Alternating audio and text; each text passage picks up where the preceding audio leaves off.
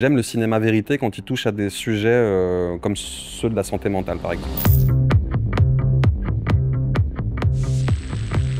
C'est infiniment psychologique, Lynch. Il est complètement hypnotisé par Jean-Marc Barr. Je suis complètement amoureux de lui, je pense, même au moment où je tombe sur ce film. Ce film, je peux le regarder sans fin. Ma littérature, c'est le cinéma avant tout, quoi. Salut, c'est Gringe. Aujourd'hui, on va s'éclater comme des petits fous. On va se refaire quelques scènes de films qui sont des films cultes pour moi. Et on va les décortiquer un petit peu ensemble. Jack, I'm pregnant.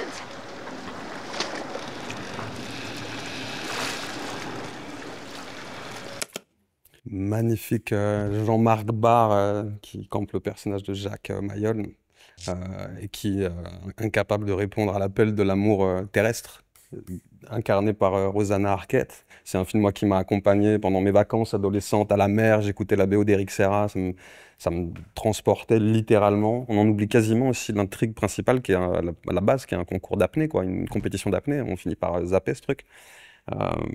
Il est complètement hypnotisé par Jean-Marc Barr. Je suis complètement amoureux de lui, je pense, même au moment où je tombe sur ce film.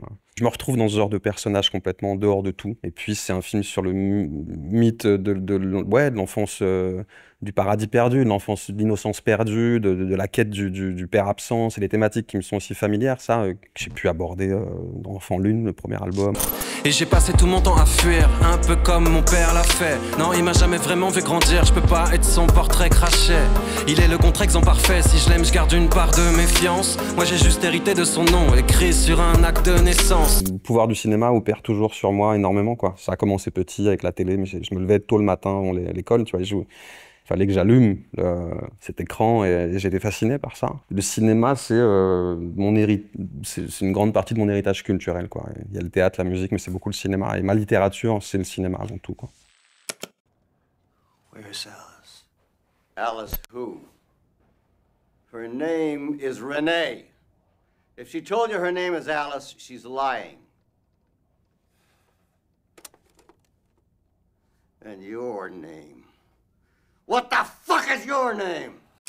L'histoire d'un saxophoniste joué par Bill Pullman, qui est un comédien que j'adore, et qui est un tueur, enfin qui est un perso schizophrène et qui tue ou qui croit avoir tué sa femme. C'est du pur Lynch, c'est du cinéma fantastique et il nous balade un peu dans les méandres de l'inconscient de son perso principal.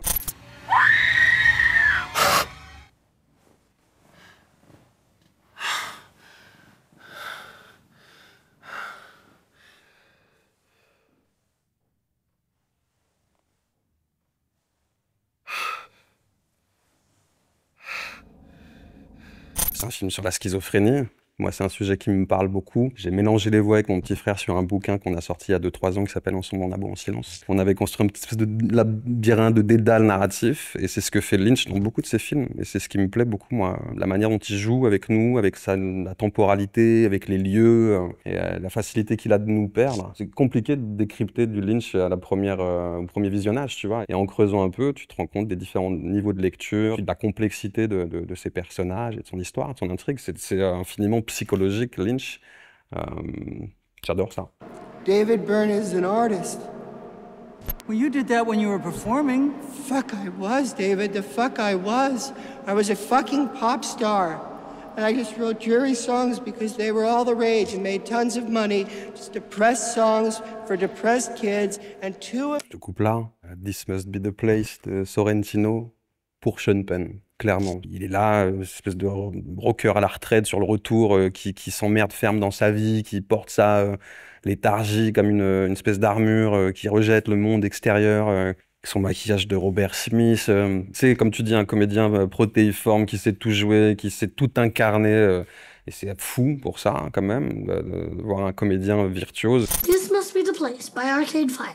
Nonsense. This must be the place. It's by the Talking Heads. No, it's by Arcade Fire. Trust me, you're delusional. Une scène marquante, il y en a plein dans This Must Be the Place, la scène où ils sortent ce tortionnaire qui a 90, 100 ans, je sais plus quel âge, nazi, qui retrouve en Argentine, et pour le punir, il le fout à poil, et tu retrouves cette espèce de corps d'un mec, un ancien tortionnaire nazi qui a fait subir des mauvais traitements au père de Sean Penn à Auschwitz, et qui finit avec son corps de petit vieux décharné, nu, qui rappelle forcément les victimes de la Shoah.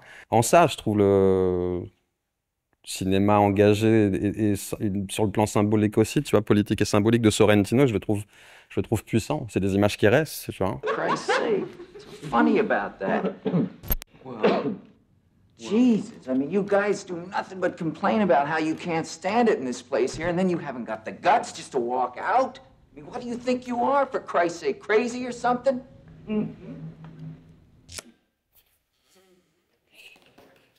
Vol au-dessus d'un nid de coucou, Milos Forman, Nicholson, qui joue Randall McMurphy, une espèce d'anarchiste taré qui, pour esquiver une peine de prison, demande à se faire interner en hôpital psychiatrique, et qui va se confronter à Miss Ratchet, qui est l'intendante qui gère cet hôpital. Elle est toujours sur la thématique de la santé mentale, de la liberté, de l'élément perturbateur qui va empêcher les autres de tourner en rond, qui va servir de déclic aussi.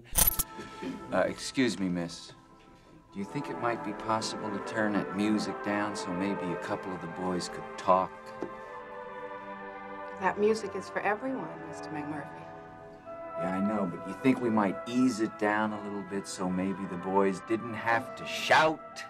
Comment on peut interpréter cette pochette avec Nicholson derrière le grillage d'un hosto psychiatrique, un air jovial sur le visage en regardant vers le haut, quoi, c'est-à-dire vers la liberté. Et là, ce sourire un peu ouais, de zinzin, mais de mec, de quelqu'un de libre, quoi. Vol au-dessus d'un nid de coucou, c'est le sujet central, c'est ça. C'est le pouvoir, l'oppression et ce que tu risques quand tu t'y opposes. On est en plein dedans. Dans ma sélection de films d'aujourd'hui, je me rends compte qu'il y a différents fils rouges qui se dessinent. En tout cas, il y en a un, c'est évident, c'est celui de la santé mentale. Il y a la notion de la santé qui revient, la santé mentale qui revient dans pas mal de films et qui caractérise pas mal des personnages de ces films-là. J'ai cherché à faire un lien certainement avec l'hypersensibilité. Mon album, le deuxième, s'appelle Hypersensible. Et il y a des thématiques, je parlais du mythe de l'innocence, de l'enfance perdue, du passage à l'âge adulte qui se fait de manière compliquée, du refus de l'ordre établi et de ces sociétés de consommation dans lesquelles on vit, qui nous désensibilisent énormément. Ces personnages dont je parle sont tous caractérisés, tous pétris d'une sensibilité à fleur de peau, et d'un sentiment de révolte ou pour un Nicholson complètement dans l'activisme et le refus de l'ordre, quoi.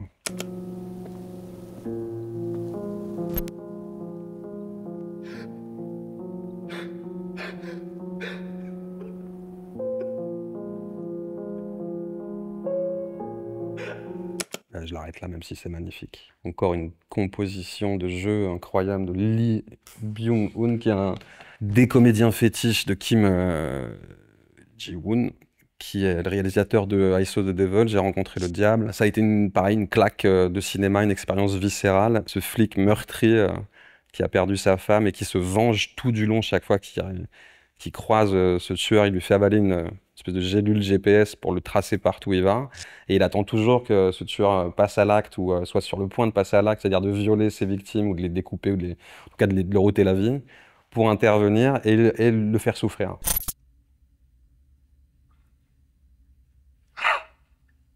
에이, 젖가는 소리 좀 그만하세요. 넌 이미 졌어. 네가 나 여태까지 데리고 놓은 거 같지? Et ça m'intéresse de voir des personnages aller aux frontières en tout cas des comédiens comme il l'est, explorer les frontières de la folie, et, voilà, flirter avec la ligne, quoi, tu vois. Qu'est-ce qui empêchera de remonter jusqu'à nous en cas de problème? Eh ben, ça veut dire qu'il faut qu'on ouvre ses comptes sous de fausses identités avec des faux papiers. Et des caméras de surveillance? Il y en a.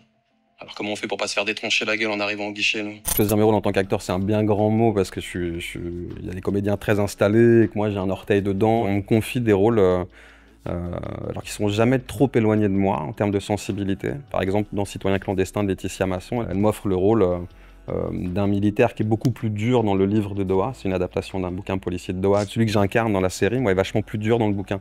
Et moi, je suis pas ce mec dur, tu vois. Et on en parle avec Laetitia. Elle me dit justement, je te choisis toi parce que je voudrais que tu y injectes un peu plus de sensibilité, de fragilité. Puis des fois, je joue pour cachetonner. Je fais des caméos de merde dans des trucs de merde. Mais je le fais plus trop. Je le fais plus trop parce que justement, j'ai appris aussi à moins me disperser, que j'aime tellement le cinéma, que ça demanderait que j'y consacre toute ma vie si vraiment je voulais faire du métier de comédien ma vie. Et que je peux pas faire ça, je m'emmerde trop vite. Est-ce qu'un premier grand rôle au cinéma, c'est une quête? Non, il y a eu la promesse plusieurs fois depuis Les Casseurs. Après, Comment c'est loin, on est venu me chercher pour faire du théâtre avec, on m'a proposé de jouer avec Fanny Ardant, Cliffa qui me propose de partir une année sur les planches et j'ai vu, moi, mes parents et ma mère faire du théâtre toute ma jeunesse. Et je suis incapable de faire ça, de monter sur scène et d'être dans la vérité de l'instant, de répéter tous les soirs, d'être trop vertigineux. Je prends du plaisir maintenant à proposer ma partition. J'ai plus de billes, j'ai un peu plus le costume du comédien, j'ai plus d'étoffe, tu vois. Pour l'instant, je touche à tout, je sais pas si un jour je sais que l'écriture, je raccrocherai jamais, et peut-être qu'un jour ça se transformera en écriture scénaristique et que j'aurai envie d'écrire pour le cinéma. Jouer la comédie, ça m'éclate encore un peu, donc on verra.